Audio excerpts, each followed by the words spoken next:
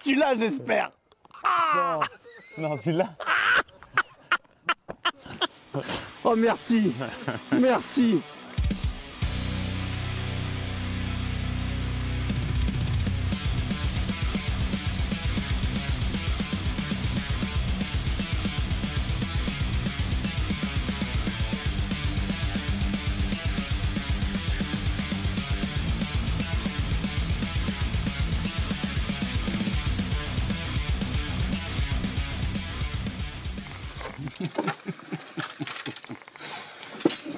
Celui-là est suffisamment gros aussi.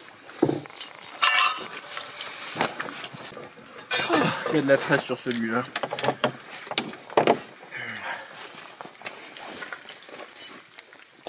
Vide. Alors. Putain, merde. C'est un entretien, ça. Regarde, c'est de la neige. Regarde le bateau.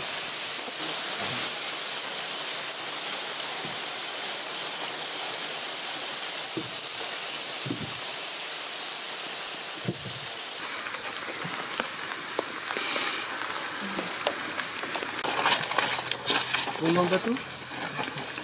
Non, j'attends. Pas drôle.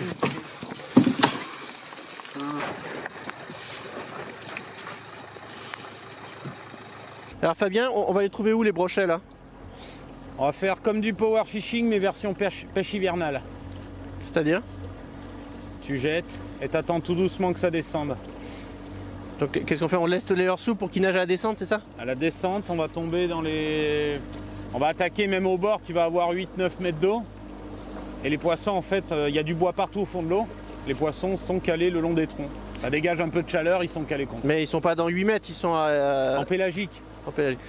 Et donc, comment elle est la pente? C'est-à-dire que tu laisses tomber droit fil détendu ou tu gardes bannière tendue et ça fait un... Le pouce, tu contrôles au pouce. Là, tu vois, la flotte est à 7 degrés aujourd'hui. Et les poissons, je te dis, les bois dégagent un peu de chaleur. On le voit souvent l'hiver quand les lacs sont gelés. Les premiers endroits où c'est dégelé, c'est là où il y a du bois en fait.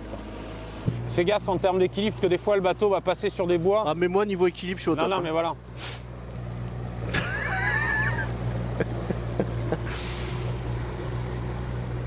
J'ai déjà dit que je faisais du kayak un peu l'hiver. C'est mon hobby, ça et la plongée.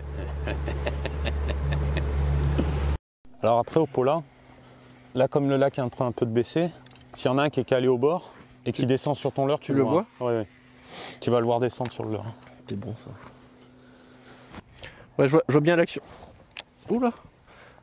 Non, je suis passé par-dessus un bois. On commence à se faire peur. Ah des bois, tu vas en sentir tout le temps. En fait, au début, tu as la bannière tendue pendant que le leurre il descend. Puis au bout d'un moment, pour pas qu'il s'écarte de la berge, tu débrayes. Et puis tu laisses la bobine tourner. Tu gardes juste un peu le pouce dessus pour sentir s'il y a une accélération suspecte. Ouais. Et puis quand tu as passé la profondeur critique, 4-5 mètres, tu reviens doucement, c'est ça? C'est ça. Là, c'est la pêche du moment, on va dire. Parce qu'après, là, on peut les gratter vraiment calés au fond, les gros brochets. Mais là, on est encore dans la période chaud-froid. Même si pour toi, il fait beau. Il fait Période de transition. très froid. Ouais. En plus, là en spinning, on pourrait pas pitcher correctement sous les frondaisons. Non, et puis le casting t'apporte la rapidité, quoi. Ça sort de l'eau, c'est déjà reparti, quoi. Puis le casting, les gens ils disent souvent on lance plus précisément. En fait, c'est pas tout à fait vrai. C'est que le casting, ça te permet justement de faire une sorte d'économie de la tension, dans le sens que tu peux lancer de manière un peu plus détachée parce que tu peux encore contrôler ta trajectoire une fois que tu es parti, tu vois. Ouais. Alors qu'en spinning, il faut que tu sois très concentré parce qu'il faut à chaque fois que tu lances très précisément, tu peux pas rectifier le tir après, ce qu'elle de dire. Et là, ça te permet, tu lances, c'est pas trop fatigant parce que tu lances à peu près où tu veux, et puis c'est une fois que tu es en l'air qu'avec la canne et le pouce, tu finis de corriger le tir et de tomber à peu près là, où tu veux. On est dans une pêche confort parce qu'on fait des petits lancers, en fait. On va pas faire un lancer à plus de 15-20 mètres. Donc du coup, le casting, là, on n'a pas pris des cannes trop longues. T'apportes un vrai confort de pêche, quoi. Alors d'ailleurs, c'est mouliné Savage finalement? Bah écoute, ça fait très bien le job. Alors ça, c'est ce qu'on appelle un bois. Premier leurre perdu. Comme les spinning, au début, t'attends pas Savage avec des moulinets. Là, pour le coup, les castings. Moi, je les trouve même mieux que les spinning. Ouais, c'est intéressant. Là, par exemple, sur la canne là, que j'ai pris pour aujourd'hui, donc j'ai pris, c'est un peu contradictoire par rapport à tout ce qu'on dit quand on essaye de vendre des cannes, mais j'ai pris la Jerk. Donc là, c'est la 80-150. Donc c'est une canne qui est assez souple, elle est courte. Et du coup, j'ai mis ton petit moulinet là, SG10. Ah, t'as mis le SG10 sur une canne Big Bait? C'est ça. Ben là, on n'est pas vraiment big bet, mais depuis le début de l'année, écoute, j'en ai marre de me cogner des ensembles avec des moulinets là qui pèsent 300 grammes. Écoute, il y a 9 kg de frein. Le bâti tient le coup. Là, pour le coup, en plus, j'ai mis une presse de 30 ou 32 centièmes. Et ça fait le job, mais super. Et un confort. Tu as l'impression d'avoir un ultra léger façon big bet, quoi. Oui. Et d'ailleurs, tu parlais du bâti. Au début, moi, je pensais que c'était un bâti en graphite. Tu as vu le contact? Par exemple, là, tu n'as pas froid aux mains dessus. C'est ce que j'allais dire. Et alors, en fait, c'est un bâti en aluminium. J'ai découvert plus tard. Mais en fait, donc l'aluminium, ça a deux avantages. C'est le poids, hein, comme tu l'as dit, c'est extrêmement léger. Puis la rigidité, en fait, ça permet au bâti de ne pas se déformer. Par contre, c'est un énorme inconvénient, tous ceux qui ont une coque alu le savent, hein, c'est que c'est bien conducteur. Donc quand il fait froid, tu as très très froid aux mains. Et là, en fait, si tu n'as pas froid, c'est que dessus, il y a un procédé de peinture qu'ils appellent EDP. Mais en fait, c'est fait par informatique. Alors ça a plein d'avantages. Déjà, ça a un rendu plus propre. C'est plus écologique, hein, parce qu'il faut voir les eaux usées des usines qui font comme ça de la peinture industrielle. Mais, et surtout, ça te fait une peinture très épaisse, donc qui t'isole de l'aluminium, qui rajoute pas de poids évidemment, parce que les molécules de peinture, c'est que dalle. Puis en plus, un autre avantage, alors il faudra voir à la longue, mais par exemple pour le marché de l'occasion, on sait bien que l'aspect, ça compte énormément, et c'est une peinture qui s'écaille très très peu. D'accord. Donc ce qui fait que ton moulinet garde un aspect neuf beaucoup plus longtemps. Par contre, je te coupe. Hein. L'argument du marché de l'occasion, moi, j'en ai rien à faire, hein, parce que les moulinets, je vais les garder. Qu'est-ce que tu veux faire avec des gens comme ça? Non, mais si, ça compte, parce qu'il y a beaucoup de gens qui achètent et qui revendent des moulinets qui changent régulièrement. Bon, toi et moi, on s'en fout. Hein. Moi, les moulinets, je les garde jusqu'à ce qu'ils meurent, effectivement. Mais ça compte aussi. Et ça permet aussi de récupérer une partie de son investissement. Et j'ai eu une sensation. Mais c'est peut-être que le bateau a bougé. Allez, on fait un brochet, comme ça. On a l'image, on a le bêtisier, on a le brochet. Putain, le bêtisier. Gogo gadget au bras. Elle est folle, cette image. Et je la rattrape. Si c'est comme dans mon souvenir, elle est Je folle. rattrape la canne comme ça. Non, mais... Tu l'as, j'espère. Non, tu l'as. Oh, merci. Merci. Non, putain. Non, c'est bon, le bêtisier est fini, Fabien. Tu peux arrêter. T'as réglé les maslottes?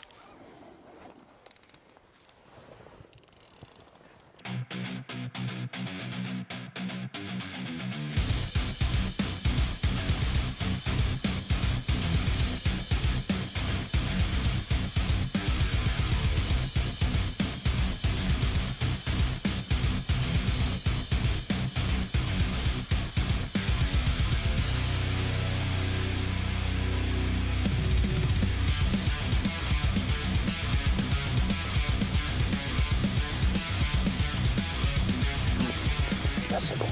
Là, c'est... Chut, ça fait peur aux poissons.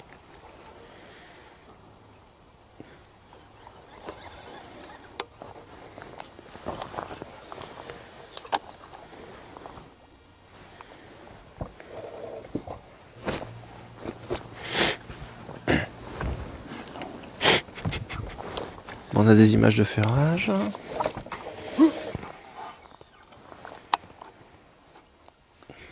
Là, tu peux parler, hein, si tu veux. On a chié le coup. Pour le coup, je sais pas si tu te rappelles tes débuts en casting. Moi, j'ai découvert ça, j'avais 15 ans. Donc, c'était il y a une dizaine d'années.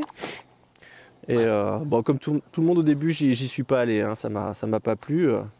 Le cerveau humain est très réfractaire au changement. Il préfère un mauvais statu quo à un progrès évident. Mais avant 20 ans, on va dire, avant l'âge de 20 ans, j'avais effectué la transition, mais ça n'a pas été facile. Alors je sais pas si tu te souviens aussi, je sais pas quand est-ce que tu as commencé, mais aussi les moulinets casting qui étaient disponibles en France, il n'y en avait pas beaucoup. Ben moi j'ai commencé, j'avais 17 ans. Voilà. Donc comme toi là, ça fait pas longtemps, ça fait 5 ans. Mes premiers moulinets, il y avait un Shimano. Mon premier moulinet. Moi c'était un Browning. Et Un bâti rond énorme. une fois sur deux, le fil il passait entre la bobine et le bâti. Non, le pire c'était les cannes, il n'y avait pas de cannes.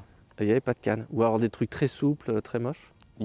T'allais dans un magasin de pêche, t'avais une canne casting, tu te dis c'est quoi ce truc avec l'ergot derrière? Oui. D'ailleurs j'ai une anecdote, parce qu'on faisait des salons à l'époque, j'étais sponsorisé Shimano. Et on avait des cannes casting comme ça. Et on était sponsorisé Shimano, mais on mettait des moulinets Abu Garcia dessus, parce que Shimano prétendait qu'ils n'avaient pas de casting au catalogue. Tu vois, c'était pas encore fait quoi. Moi, ma première canne casting, c'était une Tiss Sama Fishing. Ah oui, c'était un peu après. C'était la grande époque de Patrick, ça. Et je me souviens qu'il y a un mec qui se pointe avec sa femme, genre pêcheur au manier. Et il m'arrache la canne des mains, comme ça. Il prend la canne et tu vois, il se plante l'ergot dans la paume de la main. Et je vais pour dire au mec, non, non, ça. Il me fait, chut, toi, genre, calme-toi, petit. Là, il secoue un peu la canne dans le mauvais sens, comme ça. Il fait, ta canne, c'est de la merde, et ton moulinet, tu prendras jamais rien avec.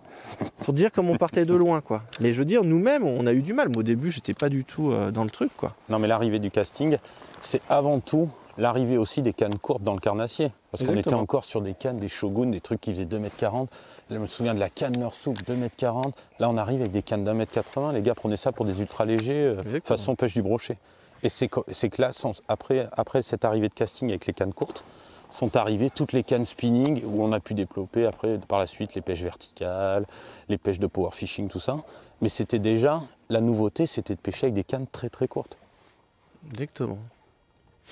Mais c'était une belle époque parce que ça avait un petit côté pionnier aussi. On était quand même un petit peu fiers de notre différence. Ouais, puis ça faisait de nous des Américains. C'est ça, mais quitte d'ailleurs à utiliser le casting même quand c'était complètement à contre-emploi, quoi. Ouais, bien sûr. On mettait un point d'honneur à pêcher en casting. Ah, et puis si tu le prends dans l'autre sens, ça pouvait cacher des faiblesses techniques, tu sais. Oh, mais t'es casting, toi, tu dois assurer. Exactement. Ouais, il y avait un petit t'inquiète pas. snobisme là. avec Alors ça. du coup, t'essayes, tu dis, tu veux essayer? Ah putain, c'est trop dur, je viens de faire une perruque. Et t'es là, laisse tomber. Et tout de suite, le mec avait gagné le respect, même si t'avais fait moins de poissons que lui. On en a défait des perruques, hein, quand même. Mais après, une fois qu'on a passé le cap, il est quand même très difficile de revenir en arrière, quoi. Alors Pour plein de raisons, hein. Il y a ce qu'on disait, la précision, la vitesse d'exécution. Moi, si je devais résumer tous les avantages du casting, je dirais, je commencerais déjà par la rapidité d'exécution. Donc là, on est sur une pêche. Bon, là, on est sur une pêche lente, mais si on fait vraiment du power fishing, si tu es en spinning, tu jettes, tu lances, tu repars. À la fin de la journée, le mec en casting, il a fait peut-être 100 lancers de plus que toi. En plus, il faut rajouter qu'en spinning, la position est moins naturelle avec le poignet cassé. Oui. Et il y a plus de fishing elbow, de tendinite du pêcheur en spinning qu'en casting, c'est évident. L'autre point du casting, c'est que vu qu'on est sur un tambour tournant, donc là, en fait, tu as un treuil. Donc c'est pas comme en spinning où tu as un galet qui vient torsader et tout. Et du coup, tu as une friction. Le fil en fait, c'est deux mouvements antagonistes. Un mouvement comme ça qui est censé en entraîner un autre comme ça. Donc la transmission de force, c'est une gageure en fait. Alors que là, comme c'est un treuil, c'est un mouvement tout à fait cohérent. Et puis tu prends toute la résistance de ton nylon ou de ta tresse. Là, si tu perds pas dans une tresse qui va être vrillée déjà ou autre. Donc ça, c'est l'un des premiers avantages. Là, sur des pêches après big bet, ou quand tu pêches en spinning, parce que sur le big bet aujourd'hui, s'il y a bien une pêche qui a permis de développer le casting, c'est le big bet. Je dirais même que c'est le casting qui a permis de développer le big bet. Aussi. Et du coup, là, qu'est-ce qui se passe? C'est que si tu envoies un leurre, tu peux envoyer un leurre de 200-300 grammes sur du power fishing et le poser comme une plume par un pitching. Et même un gars qui pêche très très bien en spinning, il va envoyer une brique à chaque voyage. Moi, je trouve que ce qui avait quand même pas mal changé ma pêche à l'époque, c'est qu'en spinning, en fait, tu es obligé de pêcher fin pour pouvoir lancer loin et facilement. D'ailleurs, on le voit, on est toujours en train d'élaborer des théories plus ou moins fumeuses. Est-ce qu'il faut plus d'anneaux, moins d'anneaux, gros anneaux, petits anneaux? Alors qu'en casting, finalement, plus tu pêches gros d'une certaine manière, plus ça t'aide au lancer. Parce qu'en fait, si dans la première phase de lancer, un gros corps de ligne, évidemment, ça freine toujours un peu. Quand tu arrives à la fin de la phase de lancer, en fait, tu as le poids du corps de ligne qui vient s'ajouter à celui du leurre. Ce qui fait qu'en fait, ça devient facilitant, tu vois. Et en casting, je dis toujours aux mecs, ne descendez jamais en dessous de 28 centièmes, vous allez avoir plein de problèmes, les spires vont se serrer et tout ça. Et ça nous a permis quand même de pêcher plus gros en corps de ligne et donc aussi de sortir des plus gros poissons, immédiatement. Ouais, puis il y a d'autres paramètres, par exemple pour les pêcheurs de basse, on a permis d'avoir des lancers, le pitching, le flipping, le skipping avec des rubber jigs par exemple, que tu peux, à moins d'être un expert en spinning, mais ça a permis d'aller chercher sous des branches en casting des basses qui n'étaient jamais allées chercher. Ruski, il skip des spinnerbaits lui en casting. Ça, j'ai pas encore réussi ça. Ouais, ça a vu ton niveau, c'est normal. Oui, bon, ça en skipping, je suis nul, ça c'est une évidence. Je te montrerai. je veux voir ça tout à l'heure. J'ai un dabush là à te prêter, je te le donne de bon cœur. C'est un lac qui est tellement peu pêché aujourd'hui, ça. Tu peux avoir une surprise là-dedans, mais vraiment. Ouais, tu peux faire capot. Ouais. Attends, on va avancer un peu là. Là, on parlait des lancers. Et effectivement, comme tu disais, il y a un répertoire de lancers sur le casting qui est un peu supérieur à celui du spinning. Alors, on va trouver les mêmes lancers, coup droit, revers, lancers par-dessus la tête. Mais comme tu disais, il y a d'autres types de lancers. Donc par exemple, il y a le skipping, qu'on peut aussi faire en spinning, mais qui est quand même plus efficace en casting quand Tu peux on pitcher maîtrise pour obtenir un skipping. aussi. Donc il y a le fameux pitching. Il y a aussi le flipping, qui est hyper intéressant, par exemple ici sur ton style de poste pour faire les arbres morts. Et puis il y a aussi tout un tas de lancers de style power fishing, comme en particulier le circle cast, qui permet de sortir le leurre de l'eau et de le renvoyer immédiatement très vite avec un minimum d'énergie dépensée, puisqu'en fait on fait travailler le blanc très vite.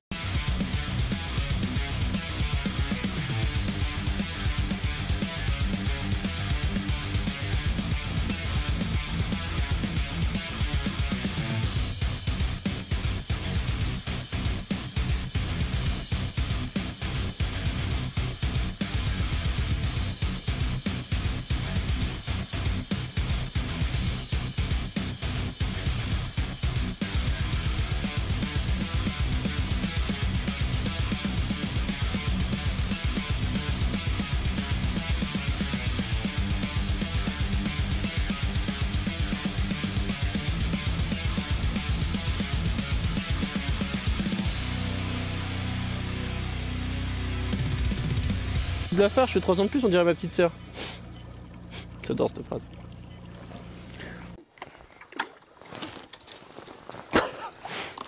C'est décrochage à notre tête, mais ça aussi on peut le faire qu'en casting. Je fais un dernier cast et puis je vais changer de leurre. D'accord. Pourquoi tu crois plus? Il descend pas comme je veux. Ah. Faut que je lui remette une bowl, c'est tout ça. Et je vais changer aussi de coloris. Parce que toi t'as un coloris clair là, ça me semble pas mal. Mon petit Fire Tiger, je sais pas trop ce que ça va donner. Attends, je change de leurre.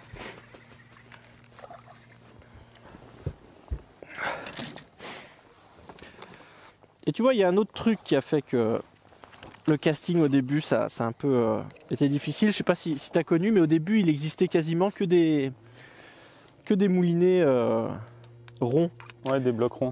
C'est ça. Et en fait, quand tu les prends en main, tu as la main très ouverte, donc c'est une situation qui est assez crispante. Ouais, et puis le problème des blocs ronds, surtout avec des bâtis acier ou alu, c'est que tu as les mains gelées, quoi. À cette période-là. Ah oui, c'est ce qu'on disait tout à l'heure, ouais, l'aluminium, là. Avec la peinture EDP, il n'y a plus de problème. Mais c'est vrai qu'on... Et puis ça faisait vraiment un gros moulinet dans la main, même sans parler de Big Bait, hein, des moulinets style compétition comme il y avait avant. Avoir froid aux mains quand tu as déjà une journée goutonnée, c'est pas terrible, quoi. Tu m'étonnes. Et donc je te dis, ça faisait quand même un gros bâti dans la main. Et les profilés, ça a vachement aidé. Et si tu regardes les moulinets casting Savage, en fait toute la mécanique est dans la partie gauche du bâti, pour les moulinets manivelles à gauche. Et si tu regardes bien, la mécanique elle est déportée complètement sur le côté et le dessous du moulinet. Ce qui fait qu'en fait ce que tu tiens dans la main, c'est juste la bobine. Et tu as vraiment l'impression d'avoir quasiment rien dans la main, même sur des tailles 250 comme ici. D'ailleurs, entre la taille 250 et la taille 100, il y a très peu de différence de volume dans la main. Et ça, c'est vraiment un confort de pêche extraordinaire. Tu veux une huître, mon gros? Non, pas besoin de ça pour avoir une perle.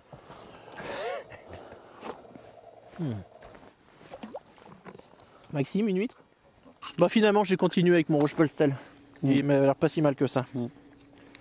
Garde le jus, au pire, ça fera de l'attractant. Bon. Alors toi, en définitive, t'as lequel là sur ta canne? SG10. SG10. 251, gros ratio. C'est celui avec lequel j'ai le moins pêché pour l'instant. Bah, c'est normal, ils me l'ont donné. C'est le 8.1, c'est ça? Si tu le dis. Si, il y a 6.6, ratio classique, ouais. Et 8.1. Après, ce qu'il faut savoir aussi en casting, c'est que le ratio, si tu as ton combo garni spoulé à mort de tresse, tu auras ton ratio exploité au maximum. Par contre, si tu enlèves quasiment 1 cm de tresse ou un demi, parce que c'est pas si énorme que ça, un demi centimètre, ton ratio, tu vas enlever peut-être 15-20 cm autour. Donc déjà, ça peut influencer aussi suivant les pêches. Tu peux mettre, tu dis, ah, il ramène trop, nanana, nani. Oui, c'est-à-dire par exemple ton 6-6, si tu veux pêcher au crankbait par exemple, tu le remplis qu'à moitié. Exactement. Et pour le coup, bah, ta vitesse de récupération elle diminue d'autant. En fait, c'est la même chose en spinning, sauf qu'en spinning, pour le coup, tu perds énormément de distance de lancer du fait du frottement de la lèvre de bobine. D'ailleurs, tout à l'heure, je vais monter une... Je pense que le mien, d'ailleurs, le SG10, que pour l'instant j'utilise peu, je vais quand même monter une petite tresse fine dessus, genre 12 centièmes pour faire un petit coup de vertical. Mais là c'est pareil, c'est assez économique. En fait, parfois je mets que 50 mètres de tresse sur la bobine pour les pêches verticales que je pratique que l'hiver. Mais en fait, ça gêne en rien parce que tu laisses détendre ton leurre au fond. Il n'y a pas plus de friction et au fond tu fais beaucoup d'économies de tresse parce que avec 50 mètres de tresse déjà, tu as besoin de voir venir tout l'hiver, quoi. Ça c'est clair. C'est exactement ça. Après c'est vrai que d'avoir les ratios 8.1, des gros ratios, alors bien sûr pour les pêches de power, les buzzbait, les trucs comme ça, c'est intéressant. Mais c'est aussi intéressant par exemple pour pêcher au stickbait, pour pas avoir à trop galérer à récupérer de la bannière sans cesse. Et d'une manière générale, c'est vrai qu'on a un contact plus direct. Par exemple sur ce genre de pêche, là, ça peut être intéressant aussi, pour pas perdre le contact avec le poisson quand il attaque à une phase de descente où il y a un peu de ventre, ça c'est clair. Après, d'un point de vue commercial, on s'aperçoit souvent que malgré les ratios, les pêcheurs ont tendance à prendre systématiquement le plus élevé. C'est une erreur à mon avis. Mais... Un peu comme les modes des cannes de toujours plus raides avec des actions hyper fast. C'est la mode, et ça tu peux pas l'empêcher. Ouais, bon après chacun voit un petit peu midi à sa porte, hein, ça c'est pas trop un problème. Mais après c'est vrai qu'il faut quand même rester l'esprit ouvert parce que parfois on s'enferme dans des schémas. Si on a plusieurs moulinets casting, ça sert à rien d'avoir que des forts ratios. Il faut un peu diversifier. T'as vu, il y a un carpiste. Après la question, moi des fois qui revient, c'est pourquoi je prendrais un moulinet casting Savage alors qu'il y en a déjà, le marché des fois ils vont te dire il est saturé ou presque. Et tu t'aperçois qu'en grattant un peu, il y a quelques particularités qu'on va expliquer tout à l'heure qui permettent un peu pour aussi les fans de la marque de trouver vraiment chaussures à leurs pieds parce qu'il y a quand même des petits arguments techniques et de confort de pêche qui permettent de dire je veux prendre un Savage. De toute manière, moi quand j'ai vu arriver les moulinets Savage, ce qui est à l'image du reste de la gamme, c'est que c'est vraiment, comme pour les leurres, des produits qui ont été développés par des pêcheurs. C'est-à-dire que ce n'est pas forcément des moulinets juste d'ingénierie. Il y a des petits détails que je te montrerai tout à l'heure si tu ne les as pas tous vus, qui sont vraiment, qui ont été vraiment des apports de masse en particulier, et où on sent quand même l'expérience de pêche, et c'est des choses toutes bêtes, hein, mais un truc idiot, mais le retour du frein à cliquer, tous les gens qui pêchent en casting n'ont qu'un seul regret avec le spinning, c'est ça, c'est de plus entendre leur frein quand un poisson prend du fil. Et juste ça, c'est un plaisir énorme, quoi. Ce mec. Putain, c'est pas vrai. Bah, dérange pas qu'on pêche pendant que tu déforestes. Gump, tu pêches avec Sylvain le dentiste, toi, non? Donc du coup, la Nouma, c'est quoi les gammes de moulinets là pour la saison? En fait, ils sortent trois niveaux de gamme, SG6, SG8 et SG10. C'est pour ça d'ailleurs je t'interrogeais sur le SG10, que moi j'ai pas trop pêché avec, c'est peut-être un peu mon côté bourrin. C'est un moulinet qui me paraît finalement un peu haut de gamme pour moi. Moi je pêche beaucoup avec les SG6 et SG8. Et même j'aime beaucoup le SG8 vert comme les SG4 là. Ouais, combo color quoi. Exactement. Et je trouve que ça pêche, il n'y a rien d'autre à ajouter, ça pêche. Et le SG10 finalement, peut-être que quand je pêcherai le bass là, la saison prochaine un peu plus. Ouais, plus confort de pêche quoi. Mais toi j'ai vu que ton SG10 tu utilisais quasiment comme un moulinet big bait, alors c'est ça qui m'a un peu... Et j'en suis ravi. Alors là pour le coup, tous les moulinets que j'avais, où j'avais des enclumes et tout, je veux plus les voir. Là pour le moment je ne l'ai pas mis en défaut, j'ai sorti quelques beaux poissons. Même des fois tu es accroché dans les branches, tu tires un peu fort et tout, tu les savates les moulinets là, nickel. Et du coup là sur le gros ratio, top. Parce qu'après toute la gamme de moulinets, les 3, 6, 8, 10 sortent en 2 ratios. C'est ça, 6, 8 et 8.1. Mais t'as chargé avec quel grammage de leurre dessus pour l'instant? Là, au maximum, hein, je parle. Sur celui-là, je suis pas monté au-dessus de 100 grammes. Déjà 100 grammes. Déjà 100 grammes, c'est dur à conseiller, mais bon, ça veut dire qu'il les encaisse, quoi. Hein. Ouais, sans problème. Mais moi, tu vois, le SG8 en particulier, je trouve que je pourrais quasiment pêcher qu'avec celui-ci.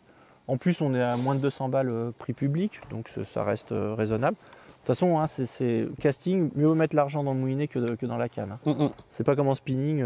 Après, le but, c'est de pas t'en dégoûter, quoi. Parce que si tu arrives en magasin en mode top budget, après, je comprends les gens qui n'ont pas trop les moyens de mettre 200 € dans un moulinet.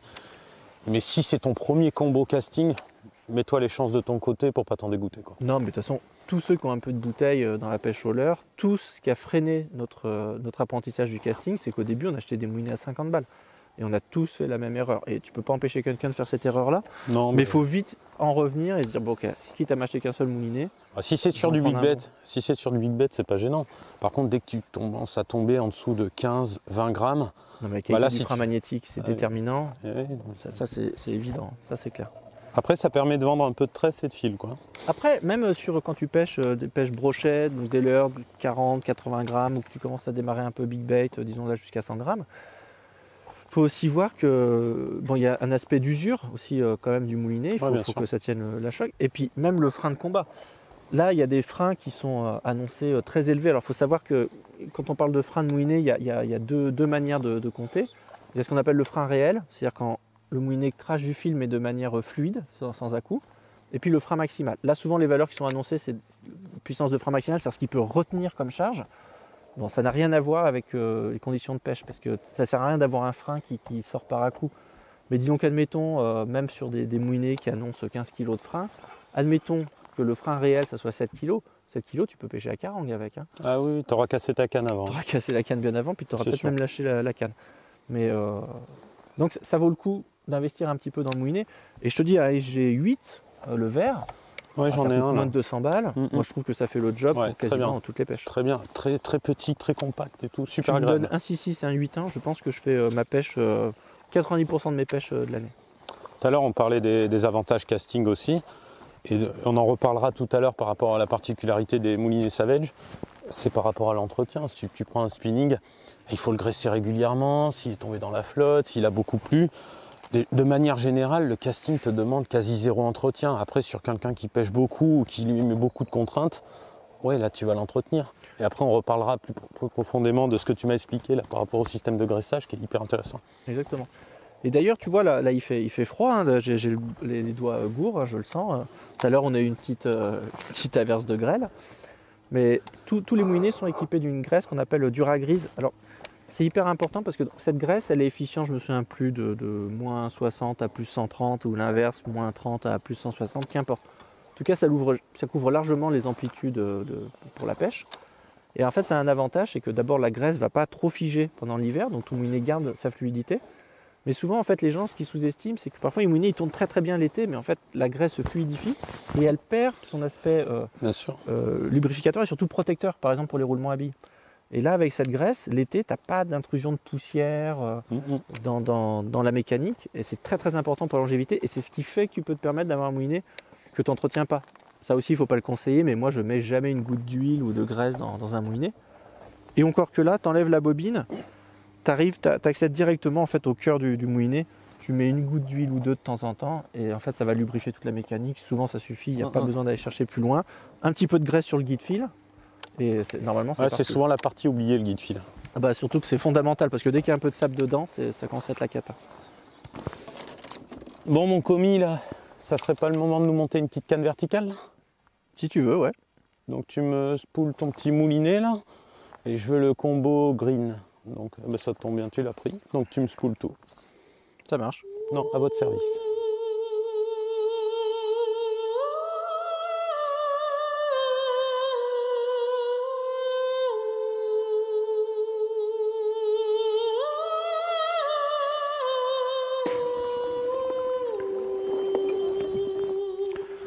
C'est bon. Alors tu vois Fab, ça n'a l'air de rien. Mais ici, ils ont rajouté un petit bouton. Au début, je me demandais ce que c'était. Tu vois, il est gradué 18, 30. Je me demandais ce que c'était. Yes. Et en fait, tu es d'accord avec moi que souvent, quand tu as plusieurs moulinets casting, tu passes ton temps à t'abîmer les yeux, à te dire qu'est-ce que c'est que cette tresse que j'ai mis dessus et tout.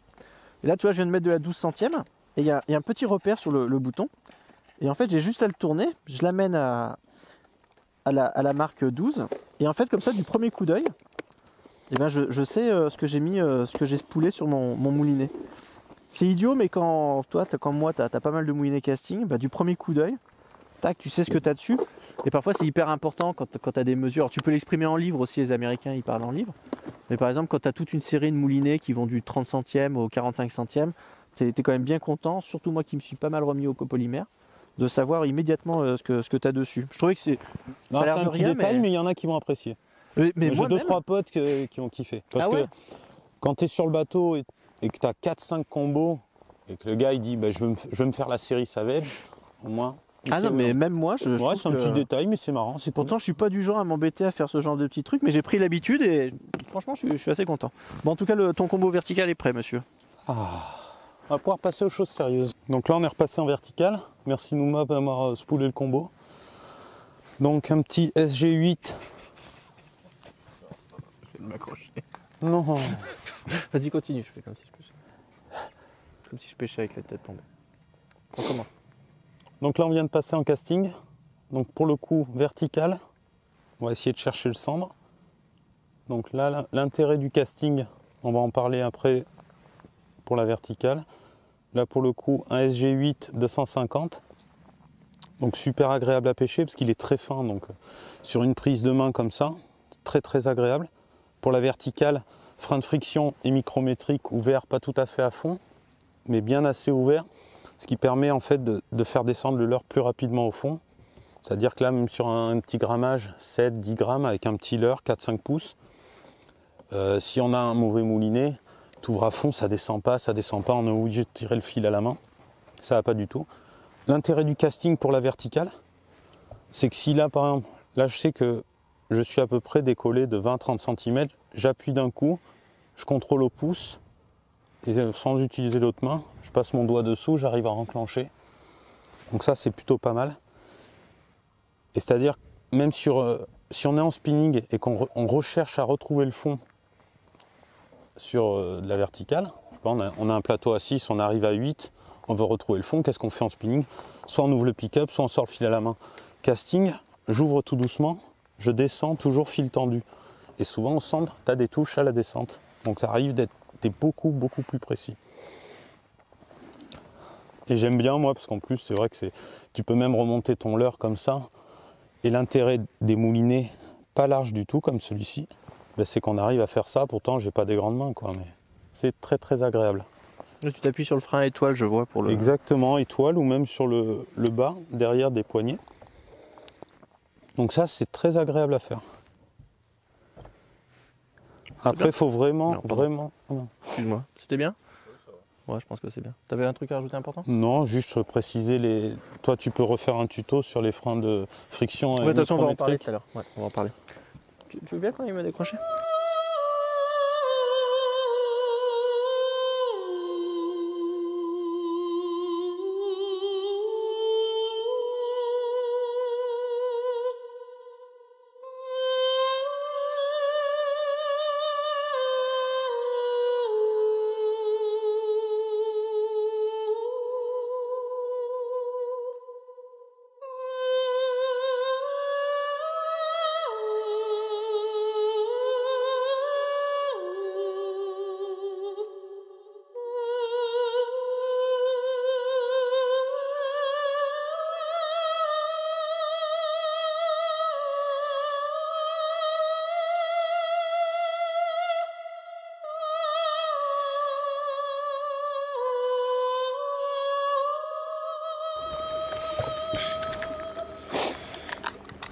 Putain, mais c'est que là, il commence à tomber, hein.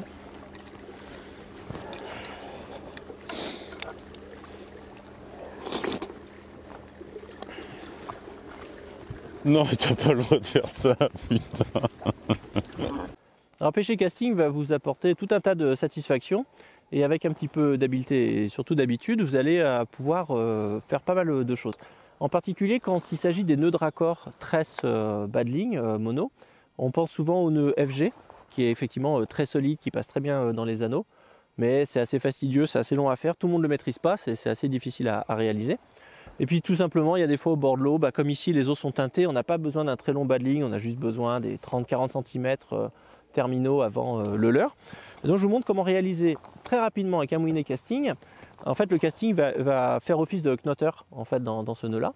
Un nœud quasiment aussi solide qu'un FG, mais évidemment qui ne va pas passer très bien dans les anneaux, qui est juste là pour faire un bas de ligne très court. Donc comment on fait? On s'empare d'un morceau de mono qu'on enroule autour de ses doigts. On prend la tresse qui vient du moulinet, qu'on entoure aussi autour de ses doigts. Et vous voyez, je me retrouve avec mon moulinet qui pend comme ça. J'en garde pas une trop grande longueur.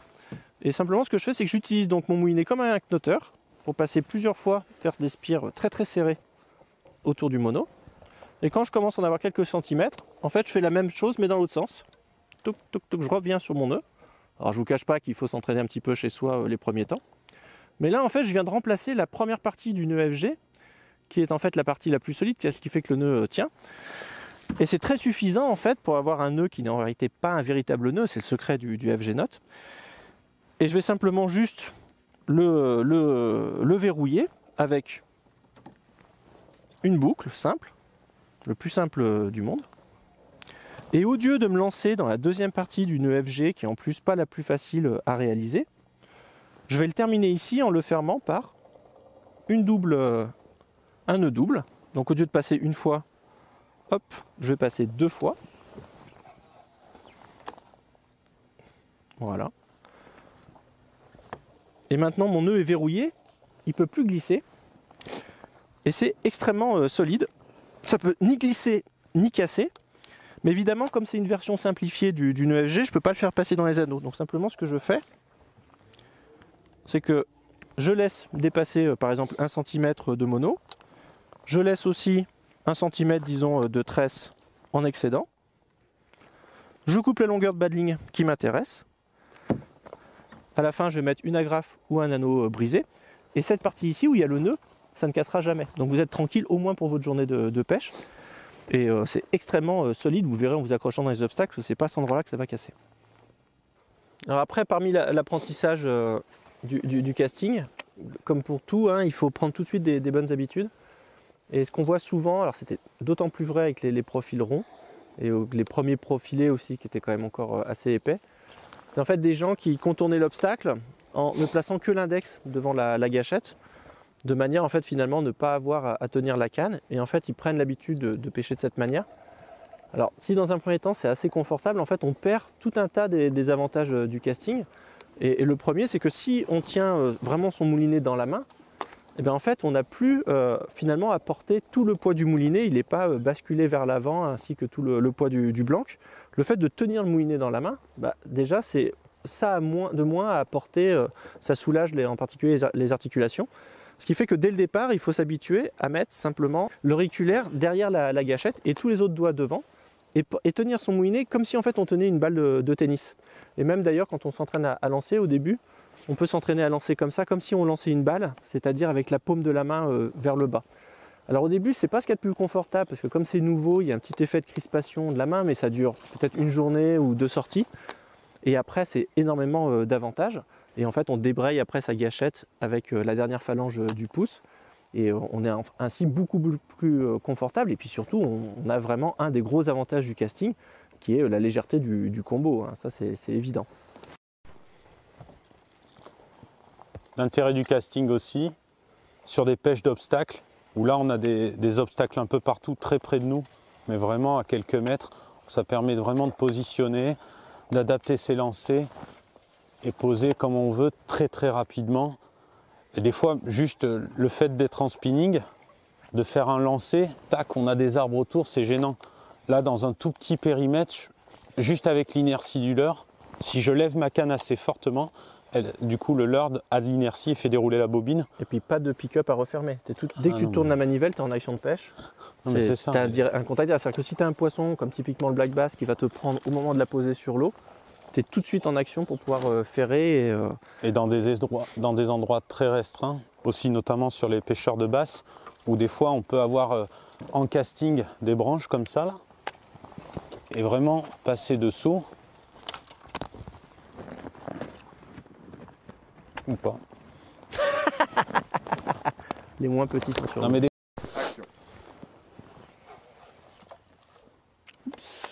Non, ça n'a pas fait de perruque. Non, jette en l'air, fais-le tomber dans l'eau comme ça en l'air. Bobine ouvert à mort. Tu débrayes tout là. Je vais faire un skipping foiré, mais ça va faire une grosse perruque. Attends, vas-y. T'es prêt? C'est bon. Dis donc, vieux. Non, mais les pas de perruque. Le moulinet est trop bon, on n'arrive pas à faire de perruque. Ouvre tout, ouvre tout. Non, j'ai pas envie de refaire après. Mais non. Non, attends, on va le faire plus didactique, tu vois. Vas-y. Mais si. Tu tournes là? Mais ça se fait, ça, mais si. Mais si. Bon, je vais le claquer contre la berge. Vas-y. Envoie une brique. Tu me dis, t'es prêt? Claque-lui le Ouais, vas-y. Claque le bavard sur le fond. T'es bon? Ouais. Ça n'a même pas fait de perruque. Non mais. Mais pourtant, regarde, il est ouvert à fond. Non, mais ouvre-moi Non, mais ça. là, il est à fond. Oh, tu m'énerves. Go. Oh, bah oui.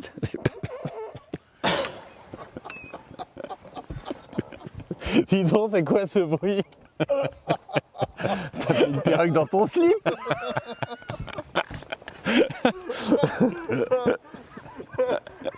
Sur le côté de perruque de ouf. Allez, c'est parti, attends. Je le fais. Non mais dis donc. Oh. Attends, elle est pourrie, non, elle est pourrie. On va bien défaire. Ne vous inquiétez pas. Ne vous inquiétez pas, tout est sous contrôle. Alors, qui dit casting, dit perruque. Hein. Ça, c'est évident. C'est ce qui fait le plus peur aux gens. Bon, là, on en a fait une belle. Tu veux que j'appelle les secours? Appelle plutôt Jean-Christophe David pour une perruque. Bref. Qu'est-ce que je veux dire Attends, je sais plus. Oui, c'est perruque. Alors, il ne faut pas paniquer. En fait, les perruques, le secret, c'est patience et persévérance. Le seul conseil que je vous donnerai quand même, la première chose à faire, c'est d'abord, vous touchez à rien, vous refaites un petit tour de manivelle et vous le retirez comme ça. Je dirais que la moitié du temps, ça suffit. Bon, là, elle est un petit peu trop belle. Alors, ce qu'il faut faire, il faut effilocher tout doucement, comme ça. Puis essayer de récupérer petit à petit ce qui a été emmêlé. En sachant qu'en fait, ce qui se passe, c'est toujours la même chose. C'est une boucle qui va venir se glisser sous une autre, qui l'a serrée, en fait. Donc, c'est pour ça qu'on... Voilà, c'est-à-dire qu'en fait, on détend les spires de manière à laisser une chance à la petite boucle qui est venue se coincer sous une autre de ressortir. Et là, malheureusement, il faut beaucoup de patience. Et là, cette perruque qu'on a fait volontairement est beaucoup trop belle, beaucoup trop professionnelle. Je pense que je vais pouvoir refaire mon ESG.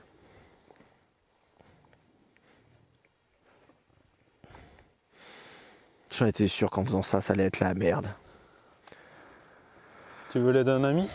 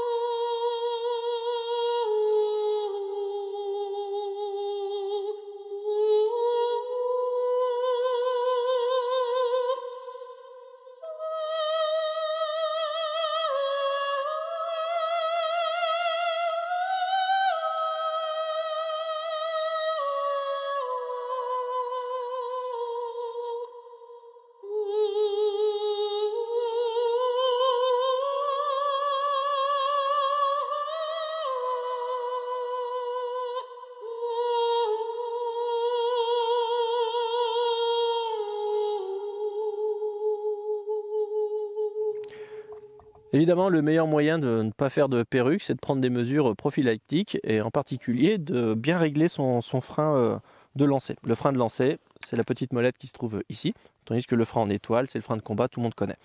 Le frein de lancer, en fait, il est connecté à un système de l'autre côté de la bobine. Alors, il existe deux grands systèmes que vous avez trouvés sur Emunets Savage Gear et sur les autres. Ici, on voit ici le frein magnétique. Il s'agit en fait d'un bouton que l'on peut tourner dans un sens ou dans l'autre. Quand on s'approche de la valeur 10, le freinage est maximal, et quand on s'approche de 0, le frein est minimal. Alors c'est typiquement quand vous avez ici, là, sur cet ici, un frein magnétique extérieur. L'avantage évidemment, c'est que vous y accédez immédiatement, et en cours de partie de pêche, vous allez pouvoir affiner votre réglage. Si par exemple vous vous retrouvez avec un vent de face assez fort et surtout irrégulier, ben, vous allez augmenter le frein, rapprocher de la valeur 10, de manière à avoir moins de perruque, quitte à perdre 1 mètre ou 2 de lancer. Et puis si les conditions sont bonnes et que vous êtes bien à l'aise, que votre pouce a la bonne sensibilité pour pouvoir bien freiner, bah vous rapprochez de 0 et effectivement vous allez gagner un peu de distance de lancer. Et sinon, si j'ouvre mon carter, il y a le système des maslots qui se trouve ici. Alors quand vous avez un système à maslot, en fait ce qu'il faut faire, donc là on pré-règle son frein. Alors c'est-à-dire quoi, si vous êtes très à l'aise ou que les conditions sont très favorables, vous allez en fait désactiver toutes les maslots. Si au contraire vous débutez ou alors qu'il y a des conditions venteuses extrêmes, vous allez au contraire toutes les activer. Moi, ce que je fais, en fait, c'est que j'en active toujours 2 et après, j'y touche plus. Simplement, ce qu'il faut faire, quoi que vous décidez, c'est respecter la symétrie de la force centrifuge. C'est-à-dire que si, par exemple, je décide de repousser cette masselotte, il faut que je repousse celle d'en face. Si je décide de rentrer celle-ci, il faut que je rentre celle-ci en face, de manière, évidemment, à ce que le mouvement soit bien homogène et qu'il n'y ait pas d'à-coup dans la rotation de la bobine. En tout cas, le réglage du frein est extrêmement important, mais comme on dit toujours dans la pêche au leurre, votre meilleur frein, ça reste le pouce et ça remplacera jamais un long apprentissage et une bonne habitude de contrôle de votre frein avec le pouce. Et de vous à moi, avec le temps, en fait, on touche quasiment plus à ces réglages et on essaye plutôt de jouer du pouce pour éviter les perruques.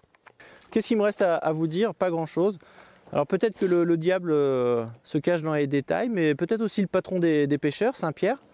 Puisque juste un dernier point sur ces moulinets Savage Gear, quand je vous disais qu'ils ont été vraiment conçus par des pêcheurs, sachez que par exemple quand on vend des moulinets, la première cause de SAV, c'est la perte du petit bouton de frein de lancer. En fait, à force de le dévisser, il tombe et on le perd bêtement. Et bien ici, vous pouvez le dévisser autant que vous voulez, il ne peut pas tomber. Donc éliminer la première cause d'inutilisation par cause forcée d'un moulinet.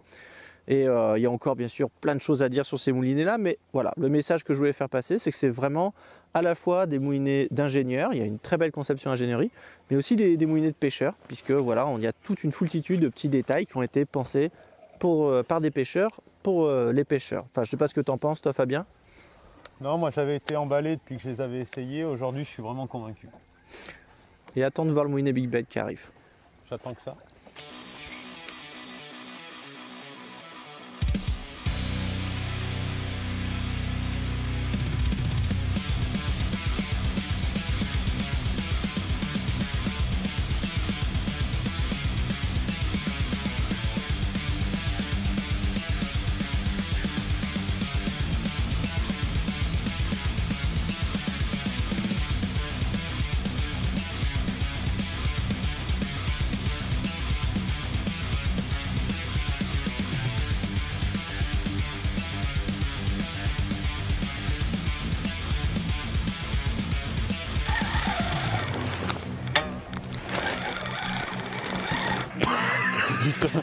Tu l'as, j'espère.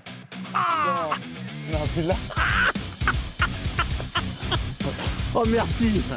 Merci.